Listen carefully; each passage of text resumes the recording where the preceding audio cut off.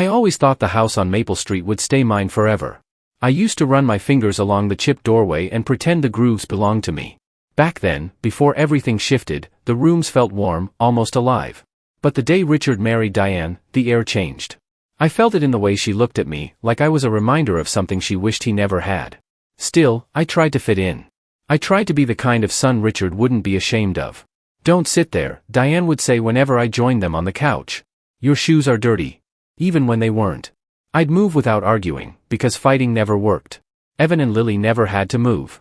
They could jump, shout, spill things, and she laughed like it was cute. When I did anything, it suddenly became a problem. One night, after dinner, I heard them talking in the kitchen. I didn't mean to listen, but my name came up.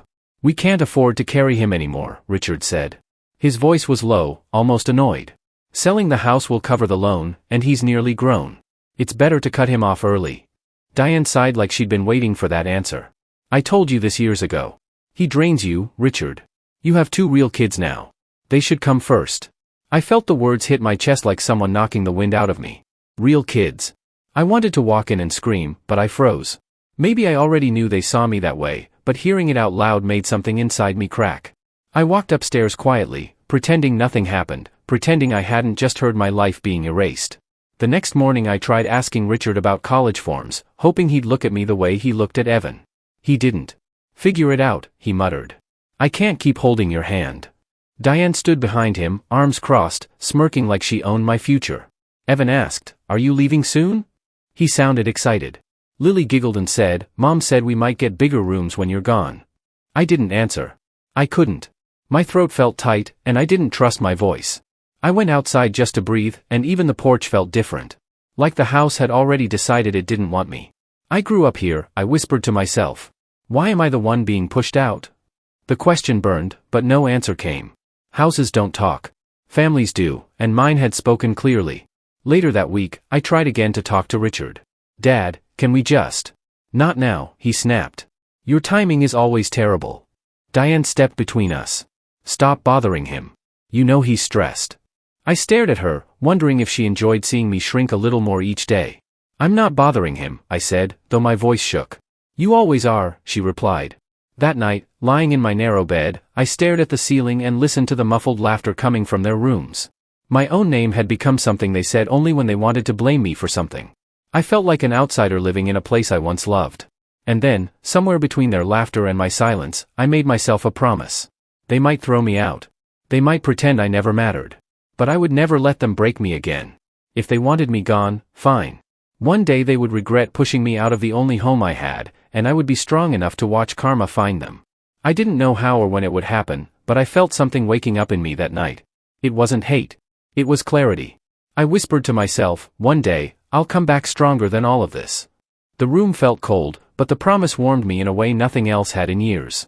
I held onto it, gripping it like a lifeline. If they wanted me gone so badly, then I would learn how to live without them, and rise. I refused to disappear today. Richard called me into the living room with that fake serious tone he always used when he wanted something from me. "Sit down," he said. I stayed standing. "What's going on?" I asked. He cleared his throat like he was delivering news to a stranger. "We're selling the house," he said. My stomach tightened. "What do you mean we?" I asked. Diane stepped forward. "It's our decision. You're old enough to figure out your own life." I stared at them both. "I'm 17, I said. Richard shrugged. "Then grow up faster." "You can't be serious," I whispered. Evan snorted from the couch. "Told you he'd freak out," he muttered. Lily hid a smile behind her phone. "Why now?" I asked. Diane held out a small envelope. "This will help you start," she said. I opened it and saw the thin stack of bills. $200? I asked. "It's generous," she replied. Richard crossed his arms. "Be grateful. This is more than my father ever gave me." I felt heat spreading up my neck. "You're kicking me out for money," I said. "For stability," Diane corrected. "Stability for who?" I asked. Evan rolled his eyes. "Don't make this dramatic," he said. "You barely lived here anyway." I looked at him, trying to remember a time he ever spoke to me without mocking me. "This is my home," I said. "Not anymore," Diane answered. "The papers are already signed." My chest tightened again. "So that's it?" I asked. Richard nodded. "Pack your things before dinner." His voice was cold, like he was telling me to take out the trash. I felt something inside me snap, but I didn't let them see it. Fine, I said. I went upstairs, and the house felt quieter than ever. Evan shouted something behind me like he wanted me to hear it. "Don't forget your broken shoes," he said. Lily laughed. I opened my door and stared at the small room that never felt like mine. "Figures," I whispered. I grabbed my bag and threw in clothes, notebooks, anything that felt like part of me. Halfway through packing, Richard knocked on the door. "You're still here?" he asked. "I'm leaving," I said. "Good," he replied. "This is what's best for everyone." I didn't answer. I couldn't. When I walked downstairs with my bag, Diane didn't even look at me. "Leave the key on the table," she said. I set it down slowly. "Thanks for nothing," I said. She frowned like I had insulted her kindness. "You should be grateful we raised you this long." "Raised me?"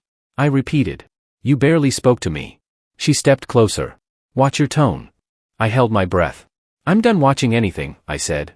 Evan whispered, "Drama queen." I ignored him. I opened the door, feeling cold air hit my face. It felt cleaner than the air inside. I walked down the steps and didn't look back. My heart felt heavy, but something bright pushed through the fear. This isn't the end, I told myself. Not for me. I tightened my grip on my bag as I reached the sidewalk. The house behind me stayed silent, like it had already replaced me. "One day," I whispered, "you'll wish you hadn't pushed me out." The wind stung my eyes, but I kept walking. I didn't know where I was going, but I knew I wasn't coming back. My life was starting without them, whether they wanted it or not. I heard the door slam behind me, but I didn't stop. My chest still burned from everything they said, but a strange strength rose inside me. "If they won't claim me, I'll claim myself," I said quietly. The streetlights flickered as I walked farther away from Maple Street. Every step hurt, but every step also felt like a choice. I didn't have a plan yet, but I had a promise. I wasn't finished. The months after I left felt like a blur of cold nights and long shifts. I slept in shelters, cheap rooms, anywhere that didn't smell too much like regret. One morning at the small deli where I washed dishes, a guy tapped my shoulder. "You knew?" he asked. I nodded. "Yeah. Just trying to get by." He smiled a little. "I'm Josh. If you need help with anything, ask. I know this place better than the manager." I snorted. "That's not saying much." He laughed. "True. But still. You look like you're carrying the whole world." "I'm fine," I said, though I wasn't. He didn't push. "Fine doesn't look like that," he said softly. "But okay." I kept scrubbing plates, but his words stayed with me. During break, he sat beside me. "Where you living?" he asked. "Wherever I can," I answered. "Shelters, mostly." He didn't judge. "Been there," he said. "You got a plan?" I hesitated. "Not really. I'm just trying not to fall apart." He nodded slowly. "Then start with something small. Save $10 a week. Even 5. Doesn't matter. Just start." I sighed. Hard to save when everything feels like survival. He nudged my shoulder. "You survived being kicked out. You can survive this too." I froze. "How'd you know?" He shook his head. "I didn't. Your eyes told me. People who've been thrown away, we recognize each other." His voice cracked a bit, and for the first time in months, I felt seen. "They didn't even let me finish school," I said quietly. "Told me to grow up faster." Josh frowned. "That's not growing up. That's abandonment." We cleaned tables after the lunch rush, and he kept talking. "You should build credit," he said. "Get a secured card. Pay it on time. It matters later." I frowned. "I've never even heard of that." He grinned. "Stick with me. I'll show you." Something in his tone made me believe him. That night, while walking to the shelter, his advice echoed in my head. For the first time, I felt a direction, small, but real. The next week, he dragged me to the bank. "Tell them you want a secured credit card," he whispered. I whispered back, "Why are we whispering?" He shrugged. "I don't know. Makes it feel serious." I laughed, and it felt strange, like my mouth forgot how. When the banker handed me the paperwork, I stared at it. "You really think this will help?" I asked. "Yes," he said. "This is the first step to building something." After work one evening, we sat behind the deli, eating leftover sandwiches. "So why'd they throw you out?" he asked. I took a breath. "Money," I said. "They sold the house. My stepmother said I was a burden." Josh cursed under his breath. "People like that shouldn't be parents." I swallowed hard. I heard them call their kids real and call me something else. He leaned forward. "Listen to me. You're real. Their cruelty doesn't decide your worth." His voice steadied me. "I want more," I said. "I'm tired of just surviving." Josh clapped his hands together. "Good. Then take night classes. Get a better job. I'll help you study if you want. I blinked at him. Why? He shrugged. Because someone once helped me. And because you deserve it. I started classes the next month. During breaks at work, Josh quizzed me with flashcards. What's the definition again? He'd ask. I'd groan. You're worse than my teachers. He grinned. Yeah, but I care if you pass. And somehow, that mattered more than anything Richard ever said to me.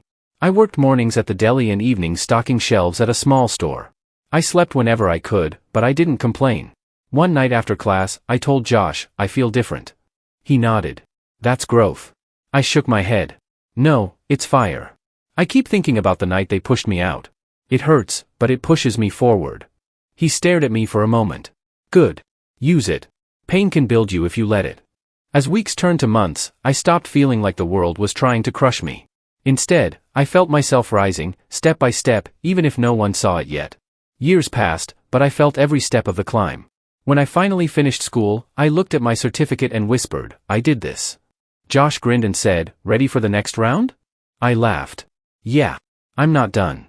I took every job I could find, saved every extra dollar, and kept moving forward. One day Josh said, you're different now. You stand taller. I nodded. I'm finally building a life. When I landed a full-time position at Grant Tech, I felt like the world had shifted. On my first day, Mr. Grant walked up to me and said, you're the new analyst? I nodded. Yes, sir. He studied me for a moment. Josh spoke highly of you. Make him right. I swallowed. I'll do my best. He smiled slightly. Good. We reward hard work here.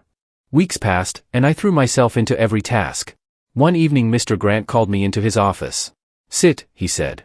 I sat, trying not to look nervous. He leaned back. I've watched you. You're steady, sharp, and you don't make excuses. That's rare. I exhaled. Thank you. He continued, how would you feel about a promotion?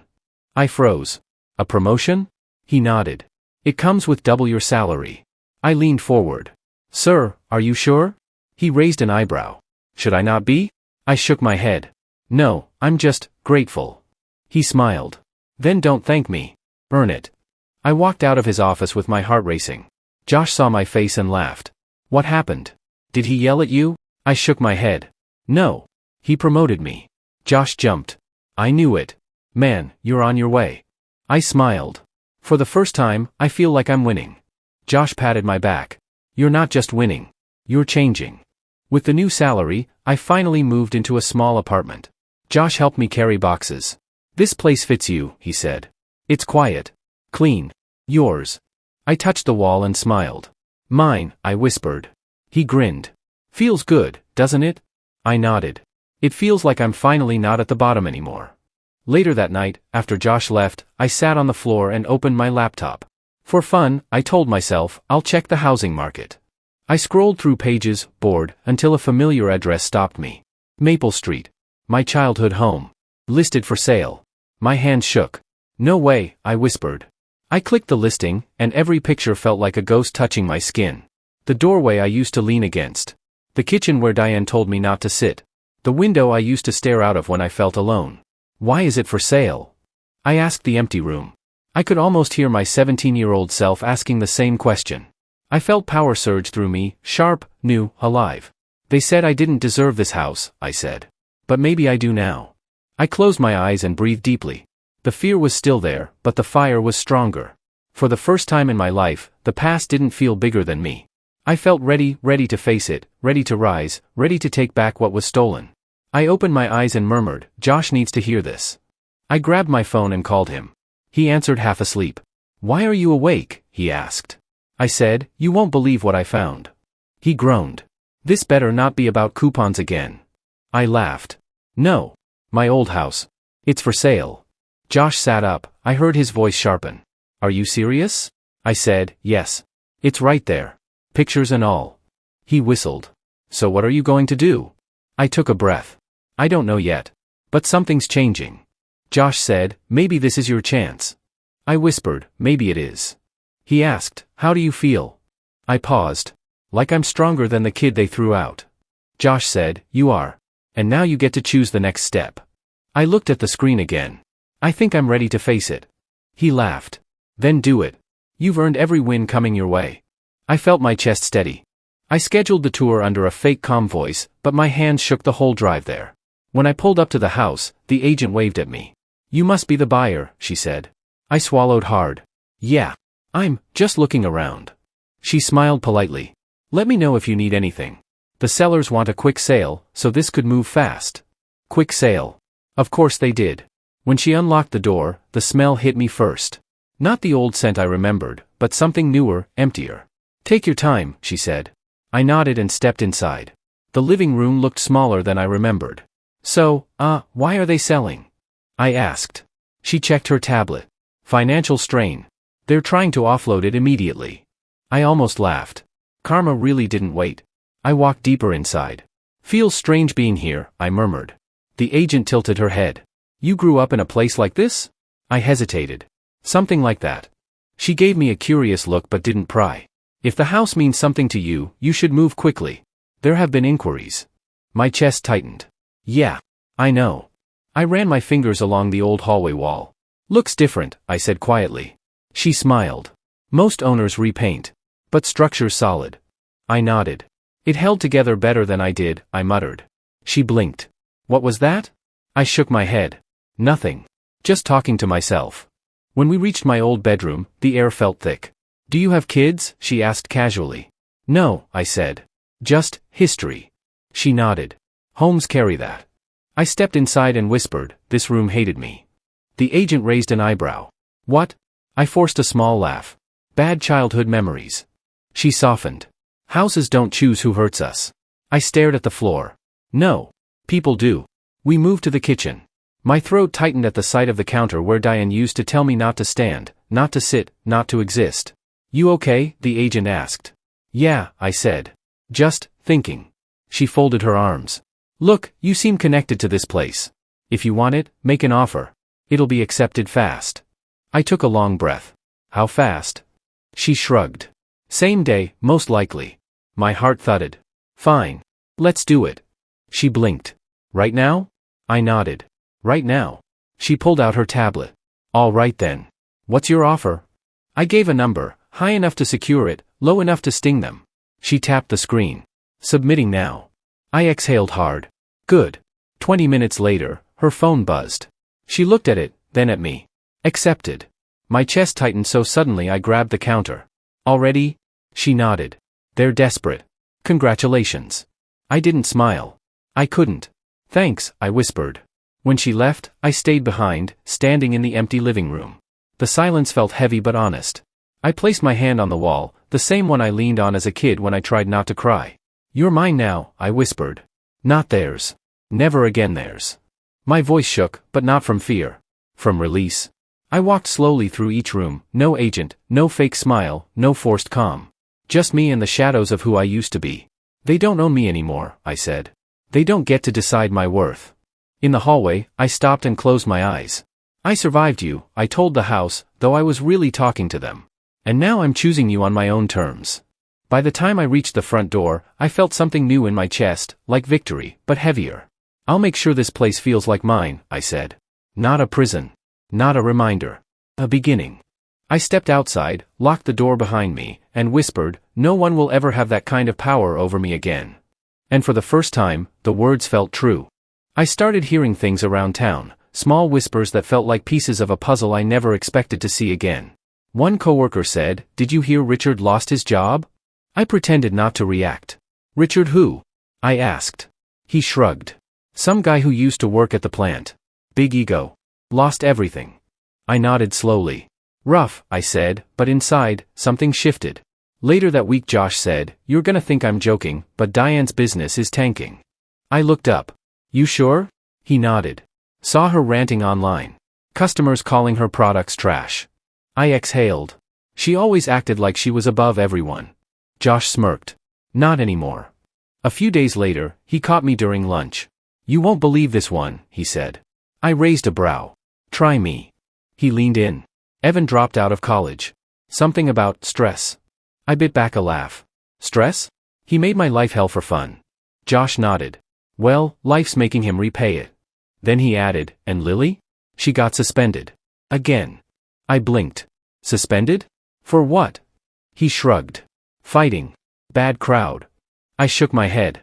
They built a world without me, and it's falling apart. Josh placed his sandwich down. How do you feel? I whispered, conflicted. But I'd be lying if I said it doesn't feel like balance. He tapped my shoulder. Sometimes karma works quietly. One afternoon, he walked into my apartment holding his phone like it was on fire. Sit, he said. Why? I asked. Just sit. I sat. He shoved the screen in my face. Look. I squinted. It was a property listing. A foreclosure. The address hit me instantly. Their house. The one they bought after selling mine. My voice cracked. Josh, that's their place. He nodded. I checked twice. It's real. I stared at the screen. They're losing it? He let out a slow breath. Looks like it. I swallowed hard. This feels unreal. Josh said, it feels like the universe finally took your side. I sat back and whispered, what am I supposed to do with this? He shrugged. What do you want to do? My chest tightened. I want to see it. I want to know it's real. He nodded. Then let's check. We drove there that evening. When we pulled up, the yard looked tired. The shutters hung crooked. Josh said, not the perfect palace they bragged about. I whispered, nothing perfect stays perfect when it's built on betrayal. He squeezed my shoulder. You okay? I said, yeah. I think so. Back home, I stared at the listing for hours. Should I call the bank? I asked. Josh replied, if you want the house, go for it. It's just business. I hesitated. Feels like more. He nodded. Of course it does. But that doesn't mean you shouldn't try. The next morning, I dialed the bank. A calm voice answered. Foreclosure department, this is Carla. I said, hi, I'm calling about the property on Briar Lane. I'm interested in buying. She asked, do you have financing ready? I nodded even though she couldn't see. Yes. She typed something. We can schedule a meeting to discuss details. My voice shook. I'd appreciate that. She said, tomorrow morning at 9. Bring ID and proof of funds. I agreed. I'll be there. After the call, Josh asked, well? I said, meeting tomorrow. He grinned. You're really doing this? I whispered, I guess I am. The next day, I sat across from the bank officer. So, she said, you're interested in acquiring the property? I nodded. Yes. She flipped through papers. It's in rough condition, but the price reflects that. I said, I understand. She continued, the current owners fell behind for months. Foreclosure's final. I whispered, I know. She looked up. Are you connected to them? I hesitated. In the past. Not anymore. She nodded. Then let's move forward. When the paperwork slid toward me, my hands trembled. She noticed. Nervous?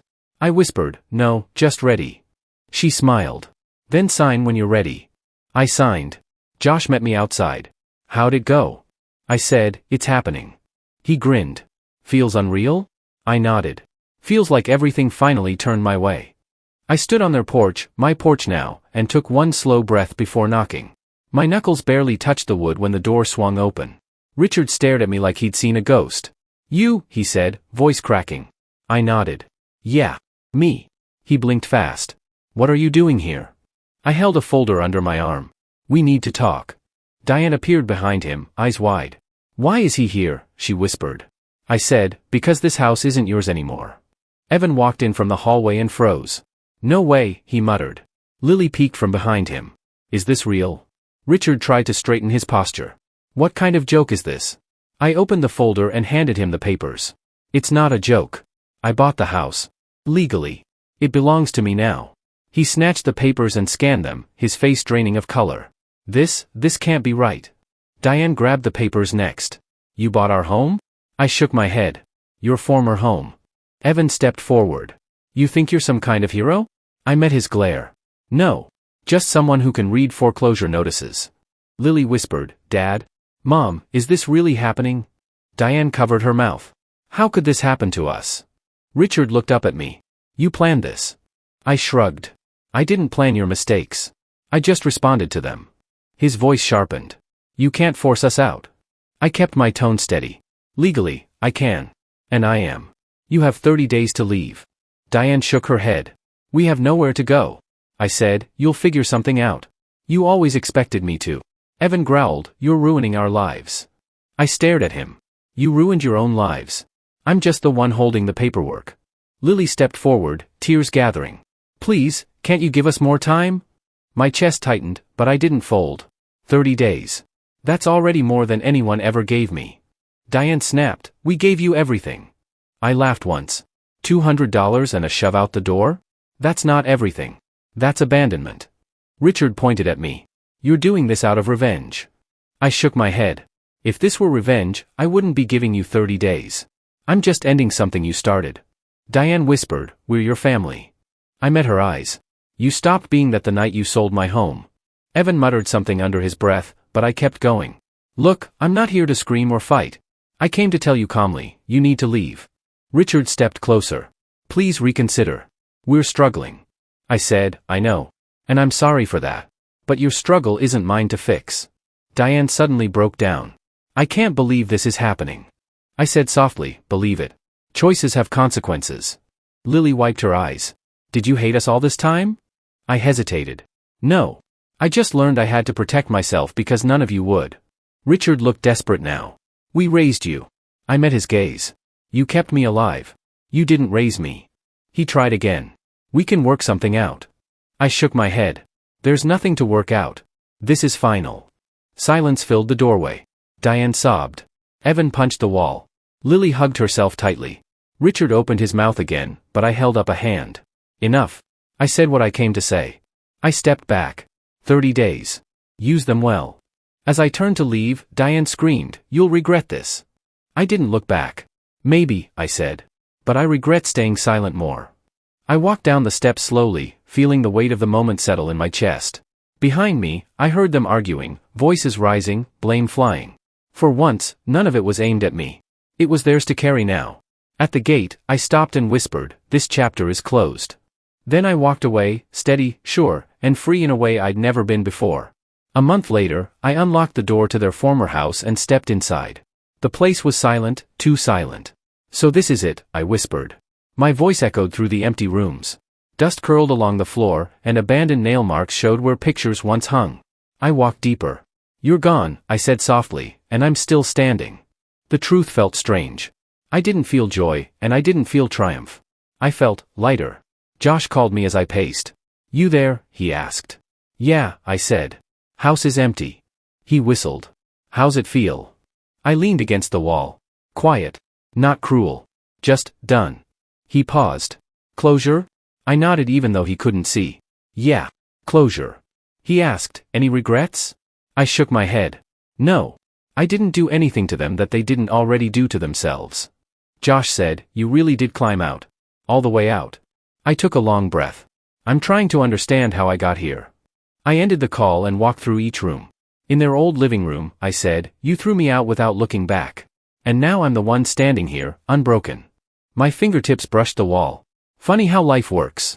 Outside, the sun warmed my face, and I headed to my childhood home, the one I remodeled, the one that no longer looked like the place I cried in as a kid. When I unlocked the door, the soft scent of new paint greeted me.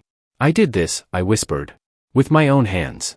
I walked into the living room and sat on the floor, letting the silence wrap around me. Hey, I murmured to the version of me who used to stand in this corner terrified, you made it. I closed my eyes. You're safe now. I promise. A soft knock echoed through the house. It's open, I called. Josh stepped inside, smiling. Looks good. I laughed quietly. Feels good. He walked around, tapping the wall. You really fixed everything. I nodded. Had to. Couldn't leave it the way it remembered me. Josh sat beside me. So, how's your heart? I chuckled. Complicated. He nudged my shoulder. Explain. I took a breath. I thought I'd feel powerful when they lost everything. I thought revenge would fix something inside me. But standing in their empty house? I didn't feel victorious. I felt done. He nodded slowly. Maybe that's stronger. I whispered, maybe. He looked around. You know, I'm proud of you. I blinked. For what? He laughed. For not letting the past kill you. For choosing growth over bitterness. I looked away. I wanted revenge for so long. He shrugged. And yet you didn't destroy them. I sighed. No. They destroyed themselves. I just refused to carry the blame anymore. I leaned back against the wall. I thought if I took their house, I'd feel whole again. Josh asked, do you? I smiled faintly. Not because they lost it. Because I didn't lose myself. He grinned. That's the win that matters. We sat quietly for a moment. Then I whispered, "Do you think my younger self would recognize me now?" Josh smirked. "He'd probably say, 'About time.'" I laughed. He would. When Josh left, I stayed sitting on the floor. The quiet didn't feel empty anymore. It felt like space I finally had permission to fill. I murmured, "Revenge didn't heal me." The words came out steady. Taking back my power did. I stood and walked room to room, touching the walls with steady hands. "You're not a memory prison anymore," I told the house. "You're a home again. A home I fought for. A home I chose." As the sun set, golden light stretched across the floorboards. I whispered, "I survived you. I reclaimed you. And now, I begin again." I closed my eyes and breathed in deeply, letting the past fall away like dust shaken from old fabric. "I didn't break," I whispered. "I rebuilt." And for the first time in my life, the words didn't feel like hope, they felt like truth.